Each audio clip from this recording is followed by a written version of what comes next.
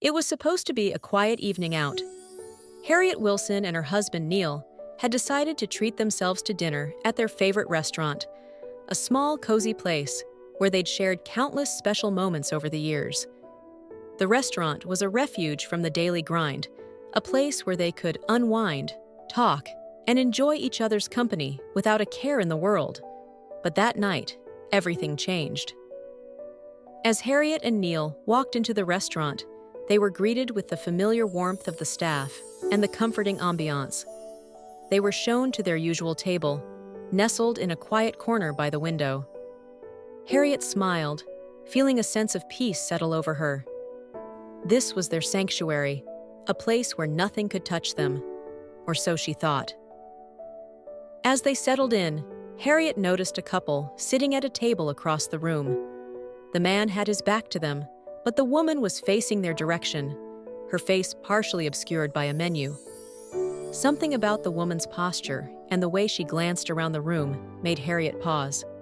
A knot of unease began to form in her stomach. "Neil," she whispered, nudging her husband gently. "Look over there. Doesn't that look like—" Neil turned his head slightly, following her gaze. His brow furrowed in confusion. "It can't be," he murmured. "Why would they be here?" But as the man at the table shifted in his seat, Harriet's heart dropped. There was no mistaking it. Louis, her son, was sitting there with his wife, Karen. They were supposed to be out of town, visiting Karen's family. So why were they here, in this very restaurant, at the same time as Harriet and Neil? Feeling a wave of disbelief wash over her, Harriet tried to make sense of what she was seeing. Had they known she and Neil would be here? Why hadn't they told her they were back in town? A million questions raced through her mind, each one more unsettling than the last. Harriet's hands trembled as she stood up from her seat, determined to confront her son. She couldn't let this go without an explanation. She crossed the room, her heart pounding, and stopped in front of Louis and Karen's table. "Louis," she said, her voice trembling with a mix of shock and hurt. "What are you doing here? Why didn't you tell us you were back?" Louis looked up, his face pale as if he'd been caught doing something wrong. Karen's eyes darted around, avoiding Harriet's gaze. The tension in the air was palpable, and for a moment, no one spoke. We just got back," Louis stammered, clearly flustered. "We didn't want to bother you and Dad, so we thought we'd grab a bite to eat before heading home." "Not bother us?" Harriet repeated, her voice rising. "Louis, we're your parents. Why would you think it would bother us to know you were home? And why here? Why didn't you call?" Karen shifted uncomfortably in her seat, and Harriet could see the guilt in her eyes. Something wasn't right. This wasn't just a simple misunderstanding. Harriet's mind raced as she tried to piece together what was going on. The betrayal she felt was overwhelming. It wasn't just about Louis and Karen's presence. It was the secrecy, the dishonesty. She had never expected her own son to treat her this way. Feeling the eyes of the other diners on her, Harriet's face flushed with embarrassment, but she couldn't let it go. She turned to the restaurant staff, who were watching the scene unfold with a mixture of curiosity and concern. "Did you know they were here?" Harriet asked, her voice strained. "Did you know they were going to be here and didn't say anything?" The staff exchanged nervous glances, unsure how to respond. Harriet's frustration only grew. She felt cornered, humiliated, and betrayed, not just by her son, but by the situation as a whole.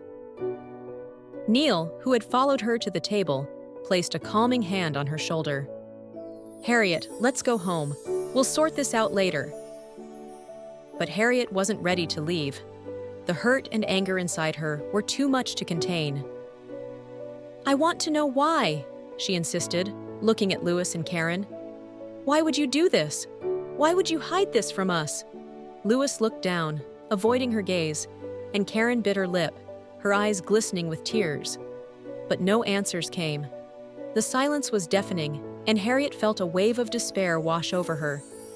Finally, unable to bear the tension any longer, Harriet turned and walked out of the restaurant, Neil following close behind. As they left, she could feel the stares of the other diners, the judgment in their eyes. Gossip traveled fast in their community, and she knew that by morning, everyone would be talking about what had happened. The next few days were a blur of emotions: anger, sadness, confusion. Harriet couldn't understand why Louis and Karen had acted the way they did. She felt as if she were losing her son, and it tore her apart. And then, as if the restaurant incident wasn't enough, another incident shook her to her core. Harriet had gone to the grocery store to pick up a few things when she spotted Louis at the checkout, arguing with the cashier. His face was red with anger, and his voice was loud enough to draw the attention of everyone around. "It's a cabbage with a bug in it," he yelled, holding up the offending vegetable. "I'm not paying for this."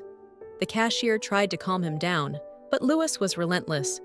His behavior was irrational, aggressive, and completely out of character. Harriet watched in disbelief, feeling a mix of shame and confusion. This wasn't the son she knew, the kind, gentle boy she had raised.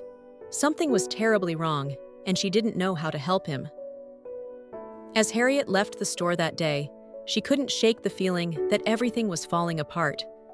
Her marriage, her relationship with her son, her sense of stability, it all seemed to be crumbling before her eyes. The rumors and gossip that had begun to circulate after the restaurant incident only added to her despair. People whispered behind her back, spreading false stories about what had happened, and Harriet felt isolated and alone. She and Neil had always been a strong team, but even he seemed at a loss for what to do. They were both determined to take action against Louis and Karen for their deceitful behavior. But deep down, Harriet just wanted her family back, the way it used to be, before all the lies and anger. Sitting alone in her living room one evening, Harriet wondered how it had come to this. How had her life spiraled so far out of control?